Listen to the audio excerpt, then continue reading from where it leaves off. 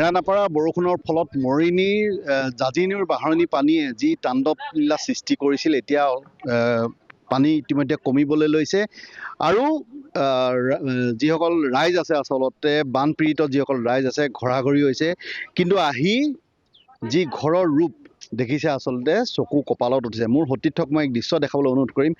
এয়া মৰিনী চেলেংহাট স্থিত চুমনি পথাৰৰ দৃশ্য। আচলতে বানে জাঁজি নৈ বাঢ়নি পানীয়ে আচলতে এফালৰ পৰা টচ নচ কৰি গৈছিলে সমগ্ৰ এলেকাটো আৰু ইয়াৰ তেওঁলোক ইতিমধ্যে আশ্ৰয় শিবিৰত আছিলে, অস্থায়ী আশ্ৰয় শিবিৰত আছিলে। তাৰ পাছত আহি তেওঁলোকে ঘৰৰ অৱস্থা এয়া দেখিছে আৰু ইতিমধ্যে তেওঁলোকৰ পৰিয়ালবৰ্গ আহি ঘৰ থকাৰ উপযোগী কৰি লৈছে। মোৰ লগত এই পৰিয়ালক ক্ষতিগ্ৰস্ত আচলতে বানে ক্ষতি কৰা পৰিয়ালৰ লোক আছে মোৰ লগত। মই তেওঁলোকৰ লগত কথা পাতিবলৈ চেষ্টা কৰিম। আচলতে হঠাৎ অহা যিজাক বানে আচলতে এফালৰ পৰা টচ নচ কৰি গৈছিলে। বাইদেউ আপোনাৰ ঘৰ আছে? এইটো ঘৰ আছিলে, ইয়াত নাই, ঘৰ উটি গুচি গ'ল। কি হৈছে হঠাৎ? হঠাৎ পানী আহিলে, একে কোবতে পানী আহিলে, গোটেইখিনি লৈ গুচি গ'ল। সপোনৰ ঘৰখন এতিয়া টচ নচ হৈ গ'ল। নাই, একোৱেই নাই আৰু এতিয়া। কিবা বাচিলে নে? একো নাই বচা। ল'ৰা ছোৱালী কাগজ পত্ৰ, পঢ়া শুনা, ড্ৰেছ, মানে একো এযোৰ কাপোৰো নাই বচা। বেলেগৰ পৰা লৈ পিন্ধিবলগীয়া হৈছে। আপোনালোক এইকেইদিন ক'ত আছিলে? এই ভ্ৰমণটোত আছিলো, আজি আহিছো ইয়াত। থকাৰ উপযোগী কৰি তুলিছে, হ'বগৈ নে? কি কৰিম আৰু, একো নাই। কি আহ্বান জনাব চৰকাৰক ইয়াৰ পৰা? কি জনাম, আমাৰ থকা অলপ অসুবিধা এতিয়া হৈছে, প্ৰব্লেম যেনেকা হৈছে এইবিলাক চালে আৰু কিবা সহায় কৰিলে ভাল হ'ব আৰু। আচলতে সপোনৰ ঘৰখন এনেকৈ চকুৰ সন্মুখতে এওঁলোকৰ সপোনৰ ঘৰখন আচলতে উটি ভাহি গ'ল। আপুনি সপোনৰ ঘৰখন আচলতে উটি ভাহি যোৱাৰ পাছতে শোকত ভাগি পৰিছে বানপীড়িত ৰাইজ। ঘৰ চেলেং চুমনি পথাৰ। হয়, ঘৰটো আছিলে উটি গ'ল। ঘৰখন আছিলে আমাৰ, চব উটি, মানে ঘৰৰ একোৱে নাই আৰু, চব বানপানী চব লৈ গ'ল আমাৰ। বানে লৈ গ'ল। হয়, আচলতে বানে হঠাৎ অহা যিজাক বান জাঁজি নৈ বাঢ়নি পানী এফালৰ পৰা চুমনি পথাৰৰ প্ৰায় ২৬টাকৈ পৰিয়ালৰ ঘৰ তছনছ কৰি দিলে। মোৰ লগত ইয়াৰ স্থানীয় যুৱক আছে।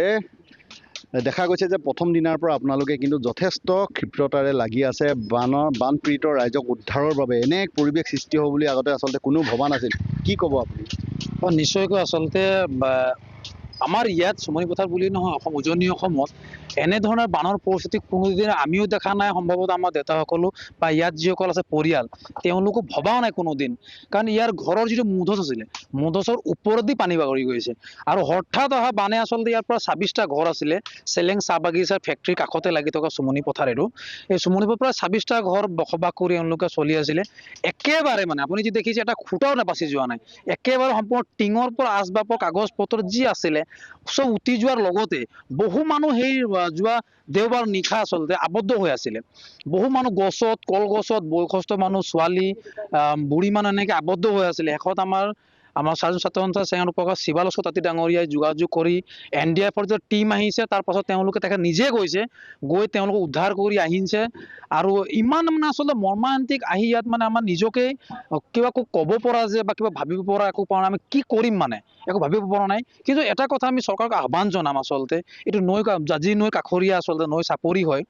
মাননীয় মুখ্যমন্ত্ৰী, মাননীয় জিলা উপায়ুক্ত, মাননীয় বিধায়ক ৰূপজ্যোতি কুৰ্মীক মই আহ্বান জনাম, ইয়াতে চিলিঙৰ মাটি আছে, বহু মাটি আচলতে কিছুমান নিৰ্দিষ্ট মানুহে দখল কৰি ৰাখিছে। আচলতে চিলিঙৰ মাটিখিনি থাকে আচলতে এই যিখিনি বানপীড়িত লোকৰ কাৰণে। মই অনুৰোধ জনাম যে এই লোকসকল তাত গৈ ভূমি দিব লাগে আৰু তেওঁ তাত স্থায়ী ঘৰ বনাই দিবৰ কাৰণে মই আহ্বান জনাইছো। আৰু বৰ্তমান মুহূৰ্তত এই যিসকল দুখী মানুহ আছে, দুখীয়া যিসকল মানুহ আছে, তেওঁলোক আচলতে টিং পাতৰ অভাৱ, ঘৰ বেঢ়াৰ অভাৱ, খুঁটা এটা নাই। মই মাননীয় মুখ্যমন্ত্ৰী আছে, বিধায়ক মহোদয়ক অনুৰোধ জনাম, ক্ষিপ্ৰতাৰে তেওঁলোকক যি বান সাহায্য আচলতে তেওঁলোকে লেহেমীয়া গতি নকৰি ক্ষিপ্ৰতাৰ সহায়ত তেওঁলোকে যাতে যিখিনি পাৰে তেওঁলোক অতি শীঘ্ৰে সহায় আগবঢ়াব লাগে। যিহেতু মানুহখিনি থাকিব ক'ত যদি ৰাতি হঠাৎ বৰষুণ আহি যায়, সৰু সৰু ল'ৰা ছোৱালী, কণ কণ শিশু আছে, মহিলা আছে, মানে নিজকে মই কৈছো ইমান দুখ প্ৰকাশ কৰিছো ন, আজি আমি একো কৰি দিব পৰা নাই। মাননীয় মুখ্যমন্ত্ৰীক মই আহ্বান জনাইছো, অতি শীঘ্ৰে মাননীয় মন্ত্ৰী মহোদয় আজি ইয়াত আহিছে বুলি গম পাই চেলেঙাটলে, আহি এই দুখীয়া মানুহসকলক, এই বানপীড়িত মানুহক অতি শীঘ্ৰে তেওঁলোকক বান সাহায্য আগবঢ়াব লাগে বুলি অনুৰোধ জনাইছো। আৰু লগতে মাননীয় উপায়ুক্ত মহোদয় এওঁলোকক যি চিলিং মাটি আছে তাত হস্তান্তৰ কৰি স্থায়ী তেওঁলোকক বাসবাসৰ কাৰণে ব্যৱস্থা কৰি দিবৰ কাৰণে মই আহ্বান জনাইছো। হয়, নিশ্চয়কৈ। আচলতে দেখা গৈছে যে বানে গৰকাৰ পাছত আচল সমস্যা হয় পানী শুকোৱাৰ পাছৰ সমস্যাটো। যিহেতু এই সমস্যা সমস্যাৰ সন্মুখীন হৈছে ইয়াৰ ৰাইজসকল। চৰকাৰৰ ঘৰৰ পৰা আচলতে এই সময়ত যথেষ্ট সহায়ৰ প্ৰয়োজন হয়, তেনেদৰে সহায় পোৱা হৈছেনে?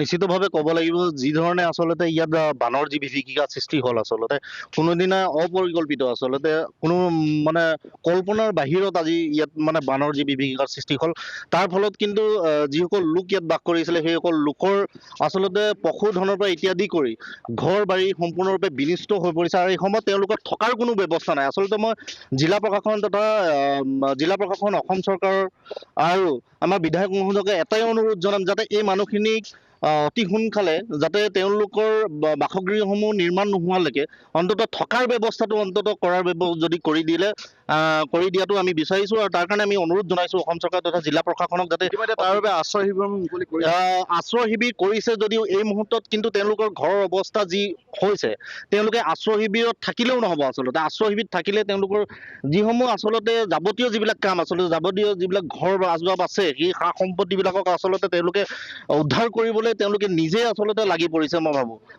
হয়, এয়া মৰিয়নি চেলেংহাটৰ চুমনি পথাৰৰ দৃশ্য। আচলতে এনেদৰে মৰিয়নিৰ প্ৰায় 15খনকৈ অধিক ৰাজহ গাঁও আৰু প্ৰায় 30খন গাঁও এনেদৰে বানৰ তাণ্ডৱ সৃষ্টি